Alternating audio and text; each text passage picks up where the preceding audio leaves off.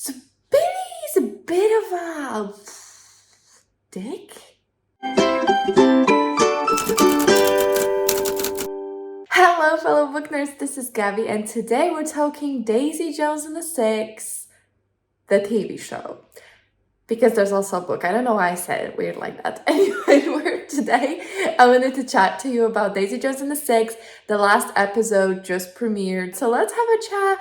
As per usual, I have a rough structure. We'll be talking some overall thoughts, then by characters. There will be spoilers. Let's jump into it. This is a perspective of someone who's read the book. So I have read the book originally when it came out in 2020 and then didn't like it very much. Or I did like it, but I was a bit disappointed because Seven Husbands of Evelyn Hugo, one of my all-time favorite books. I cannot wait for that show or that movie, which stupid. And so I think Daisy Jones and the Six, because I read it, because I was like, I bought the book. I gotta read it.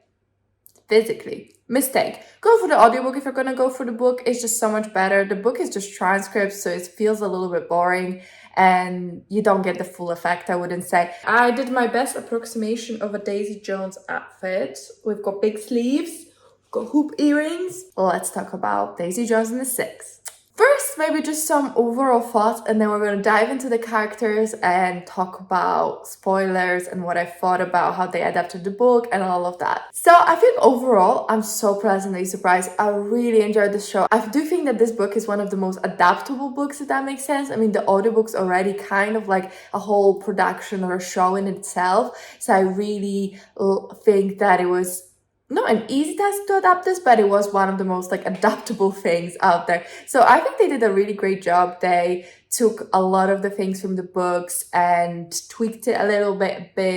But in the end, I think the essence of the story is the same. So if you don't know what Daisy Jones and the Six is about, it's a story of a fictional band in the 70s. Their rise to fame, to be one of the best well-known band in the 70s, to their fall and disbandment. And it's about the struggles of fame, the struggles of addiction, and the struggles of fidelity, I guess. So that's what the show is about. If you're interested, go check it out. It's on Prime Video. Go read the book. It was really good. Listen to the audiobook. It's on script. Oh no, sorry, it's not on script. It's on Audible, but then also it was in my library. So check that out. But yeah, let's go jump into what I liked and didn't like. So the whole show is done as a documentary. So a documentarian sat down the whole band.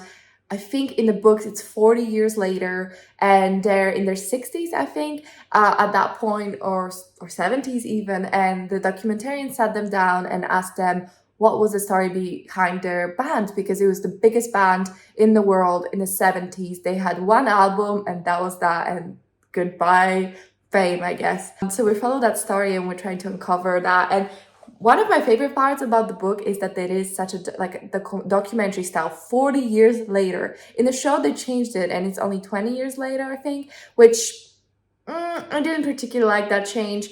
We're gonna get into why later, but in the book it's 40 years later. So first of all, people will paint a picture about themselves that is probably not 100% accurate, but they want to look good, they want to be remembered a certain way. And also people's memories are fallible. 40 years later, I've not even lived 40 years, so I don't know what that is like. But, you know, I've lived 25 years, I couldn't tell you things from my childhood or even when I was like 10. So there is this uncertainty to the book of whether what people are saying is true. And there's so many moments when actually someone will say something, then directly after that another bandmate will completely contradict them. Third person will say a different version of events, and all three things will kind of be given as the truth, I guess, because there's just interviews. There's no like B-roll like here where you have the interview and then you have the main story. I really missed that element of uncertainty and the element of unreliable narrator, because there were so many times in the book where it was so hilarious, but then also it impacted the plot and how you read the plot. So we're gonna dive into spoilers, but basically the whole thing is that the documentary is made by Billy and Camilla's. So Camilla is Billy's wife, daughter, 40 years later. So they're all telling the story to Billy's daughter. So of course it's not going to be as unbiased. There's a certain amount of trying to make yourself look better, trying to negate what you've done and stuff like that. So I missed that element. I think they really underutilized it. They just kind of told it as a straightforward narrative that this is the truth, this is what happened, here you go. And there's not that lying and trying to make yourself look better and that kind of thing. I missed that. I think the show was still good without it, but it could have really changed it and made it different and made it stand out. Then let's talk about the music. So this, again, is set in the 70s. And I think they actually did a really good job. Like, obviously, Taylor Jenkins Reid, the author, put some lyrics in and some descriptions of the music, but she's not a musician. She's not a lyricist.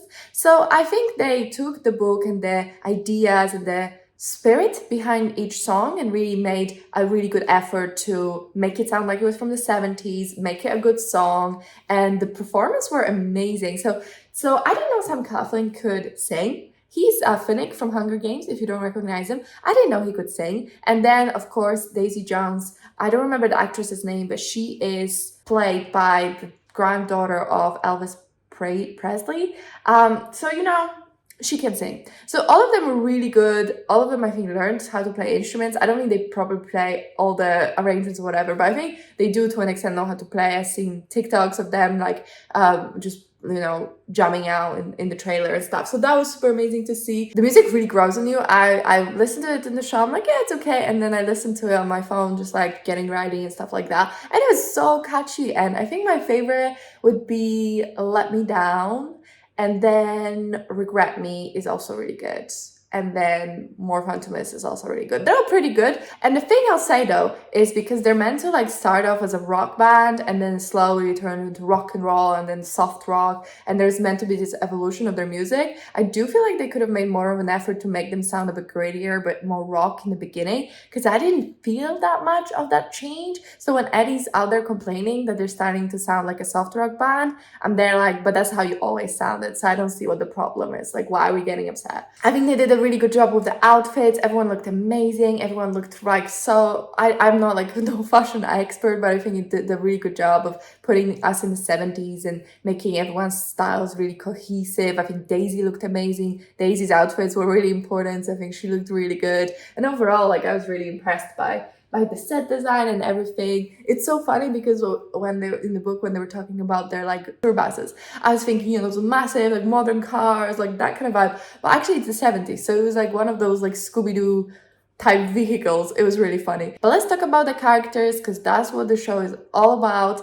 The Six band was amazing. I think everyone had really good chemistry. I do think that was funny how they got rid of a person, but in fairness, I don't really remember anything he did. So I'm not mad that they got rid of him, and I do like that the Camilla was kind of like the sixth member of the group in the beginning. And I do think they had such good chemistry with each other. So Daisy, I do agree that she was a little bit soft in the beginning. She was a little bit too put together. Look at a girlie having a job. Like, the Daisy Jones from the books was a mess.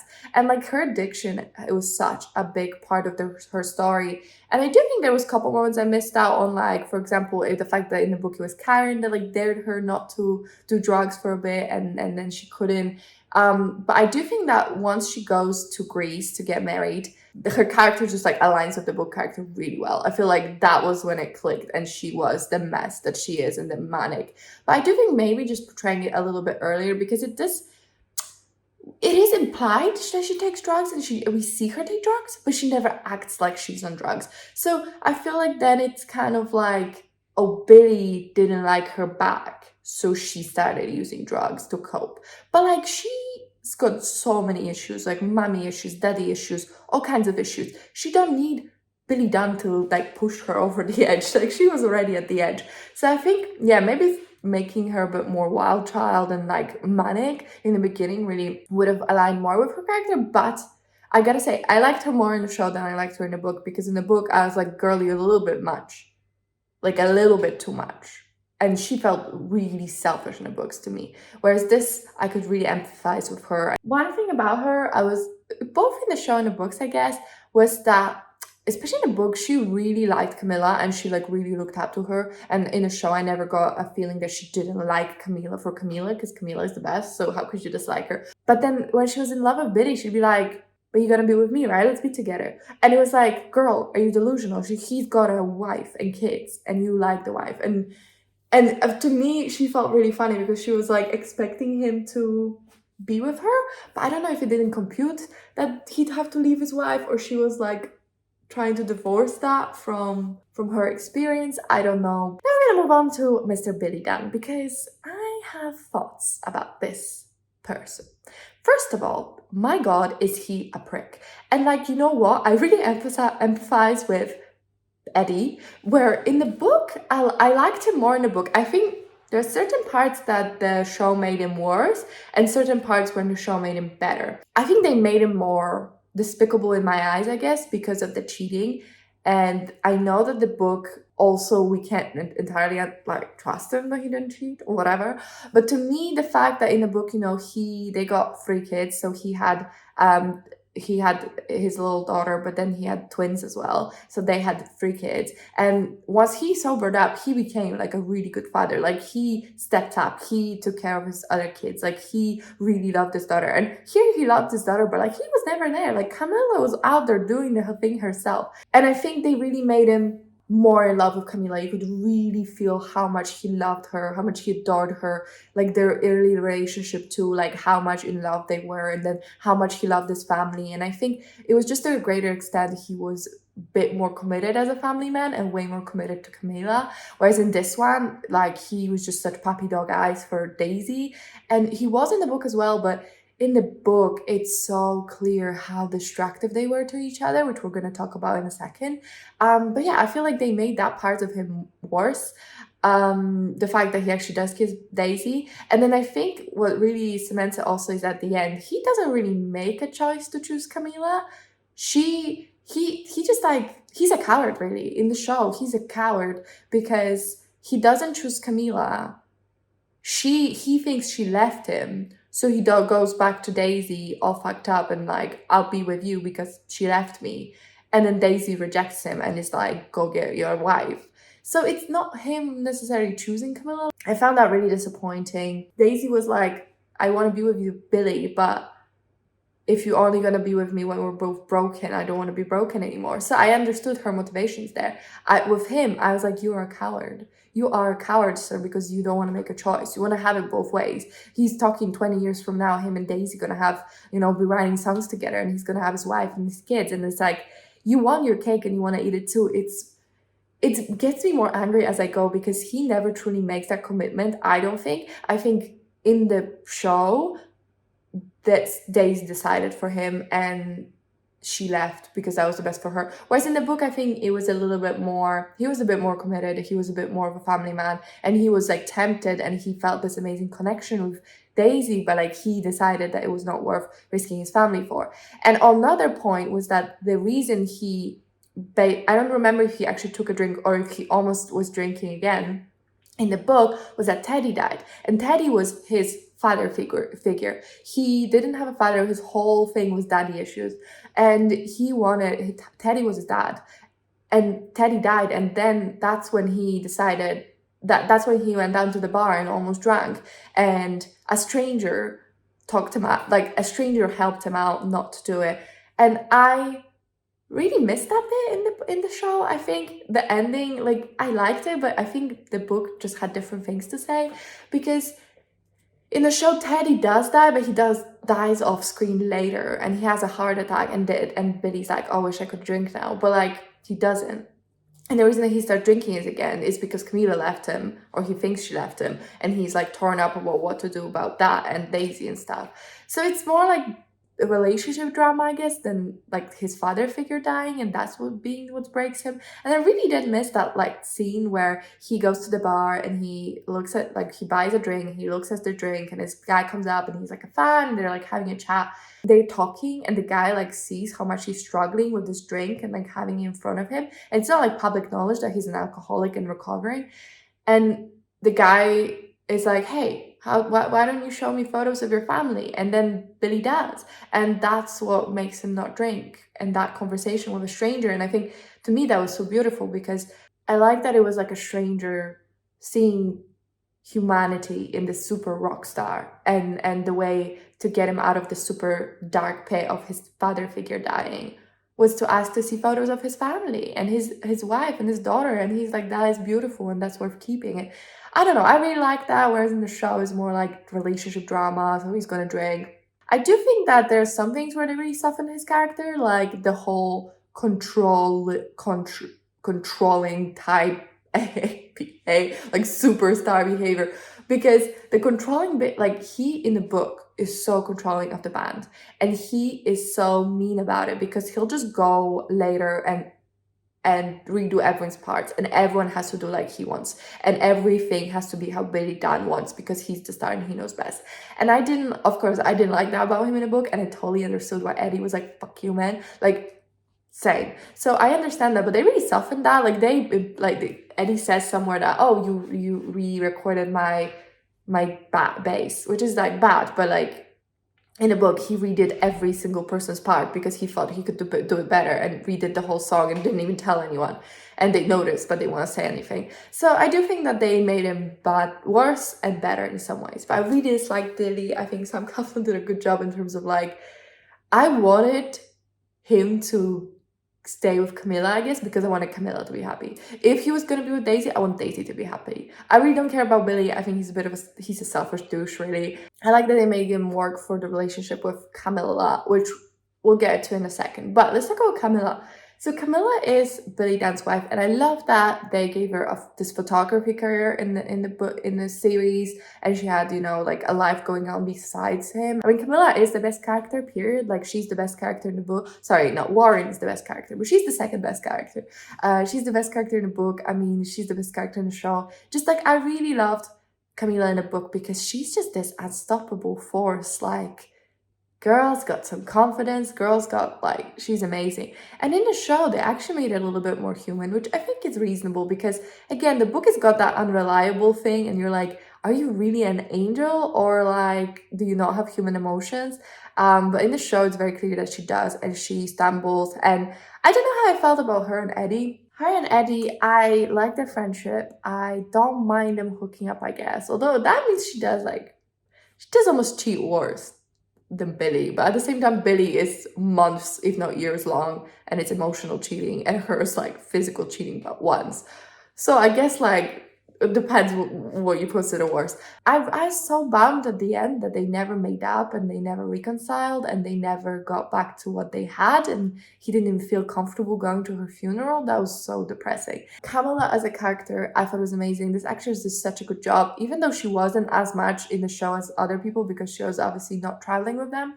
I think she brought so much warmth and this confidence and this beauty to the role with herself, with her performance, and I just found it really, really good. And I loved the female friendship in this. I loved Daisy and Camilla, and how Camilla was so supportive. I loved Camilla and Karen and their friendship. I love Karen and Daisy and their friendship. I mean, there's so many strong female characters in this one, and I really loved how they were all executed, but they all had flaws and they all had their things. And I actually think the show brought more depth to Camilla because she's just like a human, you know, she struggles too. I largely talk about their relationship already, but I do want to say that I'm glad that he had to grovel at the end and he had to earn her forgiveness, because in the book, it's kind of like she never leaves him. She just kind of talks to Daisy being like, "Bad on my children, so like, you should go." But like in the nicest Camilla way possible, by being like, you can have anything you want and you will have an amazing life, and just not with my husband, please. But she is such a good person, and I like them together. I think, again, Billy did not love her as much as he did in the books. I didn't feel it. They had really good chemistry, but I just felt like she just kept getting slighted. And there's that one episode where she's pregnant at home and they're on tour and she calls him, and then you can see how happy she is and how trustful, and how just has this amazing trust in him in the beginning, and just like with every phone call her heart breaks a little bit more and she gets a bit sadder. And the actress did an amazing job. I really loved it. I like that he had to grovel. I like that he had to go to therapy and actually do some self-reflection. I was like, oh, yes, please, you need it, sir.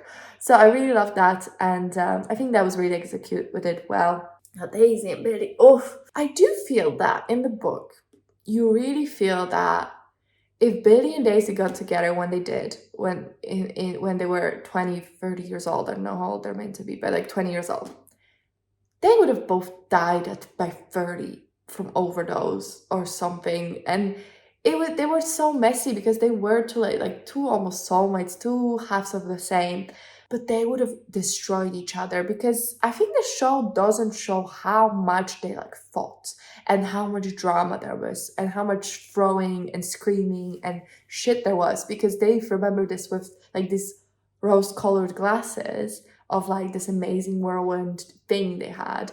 But girl, like everyone else is like they scream at each other for hours, they like do all these things, and they almost made them functional. They kind of made them functional till like the last scene where, you know, they end up kissing and they're both super high and stuff, and they're like, okay, I'm like, okay, yeah, if they got together at that point, at that point of Billy's wife left him, so he's super sad and drunk and off the wagon, and Daisy just goes with him, then yeah, okay, they would both be super fucked and die.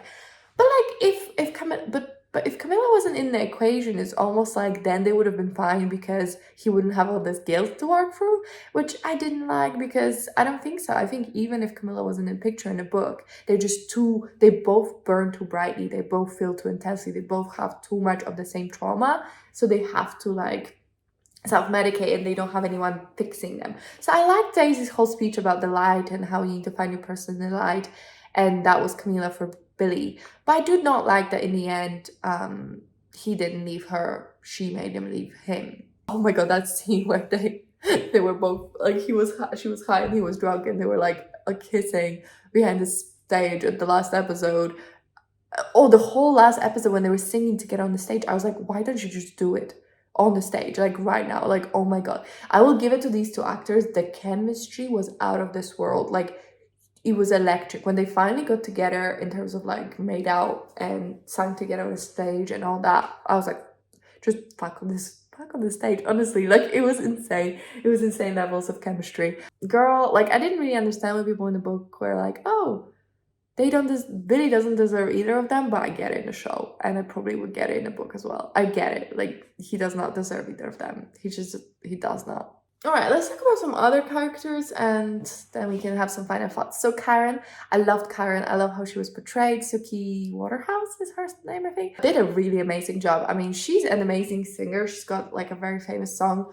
Overall, Karen's character was amazing. I think she was so, like, she would have been such a revolutionary idea, I guess, in the 70s. And she was amazing. She was a girl's girl. I love that well, so was Camilla, but I loved her friendship with everyone.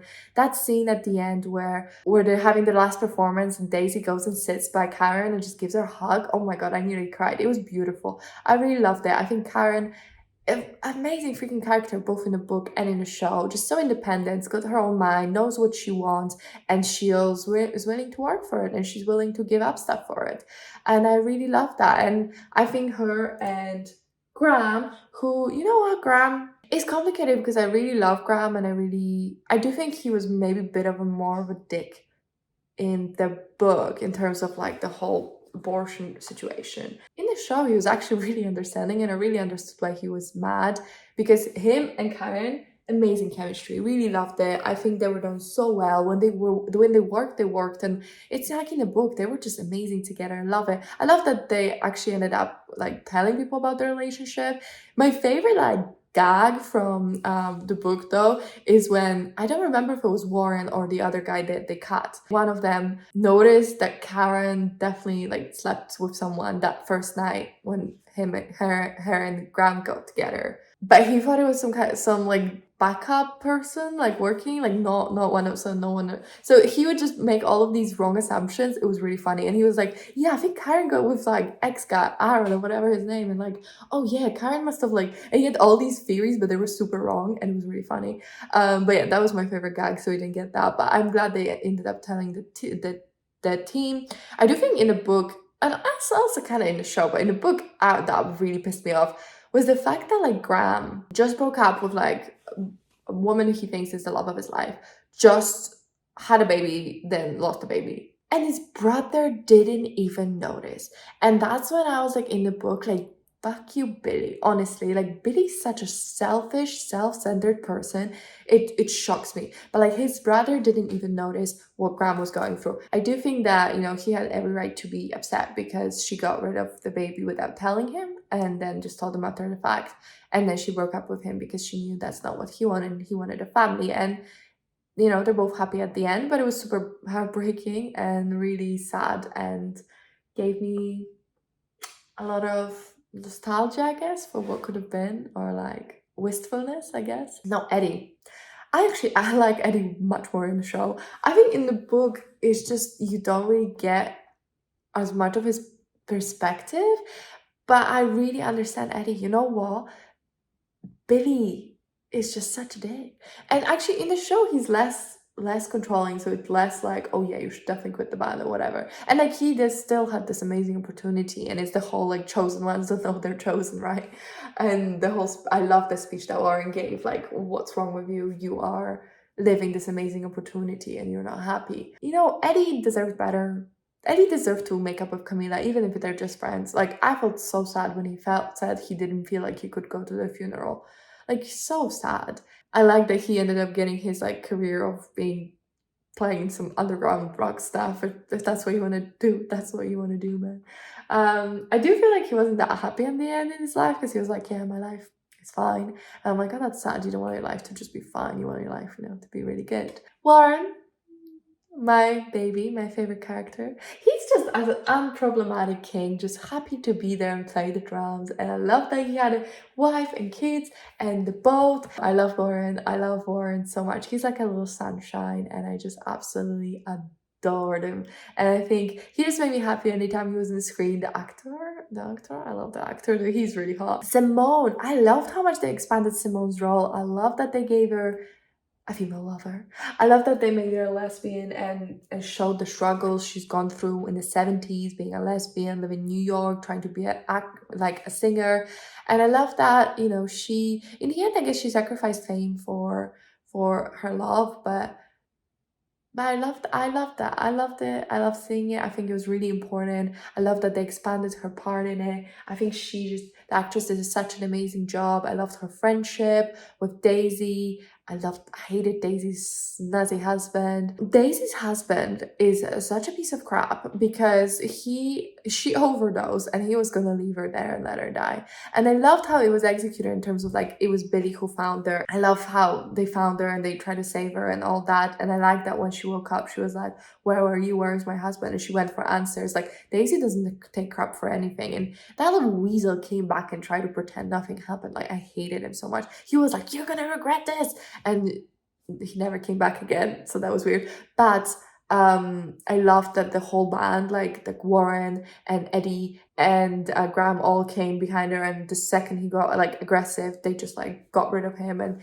they had her back, because he really they really did become a family. So I love that. And something I will say is about the time jump. So the time jump, it really pisses me off, because in the end, like, it just feels a bit cheap that it was only 20 years and then, oh my god, Camilla's dead. I guess Daisy and Billy can get back together, not when they're in their like 70s, so 60s, but when they're still like 40, which relatively like quite a lot of life left. And it just felt a bit cheaper for some reason. I feel like in the book they were like old people by now, like they've lived full lives, so it's like them getting together at the end of their life, and like Camilla dying, at the age of like 60 didn't feel as tragic as her dying at like 40, which felt very sad. Like, they didn't even get that much time together.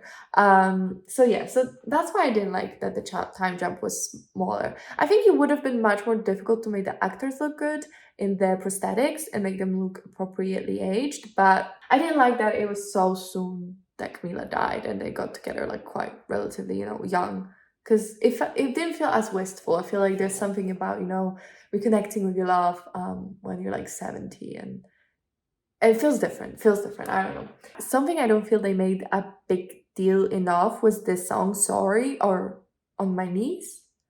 When he's like, please, that's what it's called. Please, I'm begging you, please, I'm down on my knees, I have a family. Like, we see the lyrics written down, and then it's a little bit of a big plot point, but I think we should like see Billy, sing this or write this song or something. Like, this was such a big song and big deal, and it was him talking about his addiction as well as his love life. And I do feel like maybe in the show they made less of a point about his addiction being like one of those things that really like he fights with every day. It felt more like he was in love with Daisy, and then also he kind of wanted a drink. So I think I wish that could have been a bit more fleshed out. I've been speaking for forever. In the end, these are my thoughts on Daisy Jones and the Six. I do think it's a TV show worth your time. I mean, if you've been here the whole time, I've just followed the whole thing. So I hope you have already watched it. I hope you loved it. I hope you tell me what you thought. What do you think about all the changes that I mentioned? Let me know. I think, I love the ending in the end. Like, I'm not mad about the ending itself. I guess I'm mad about the time jump being so much smaller, and that makes it feel cheaper almost. But let me know what you thought. I want to know all of your thoughts. I want the essays down below, please. Thank you so much for watching. I really hope you had a good time, and I'll see you in my next one.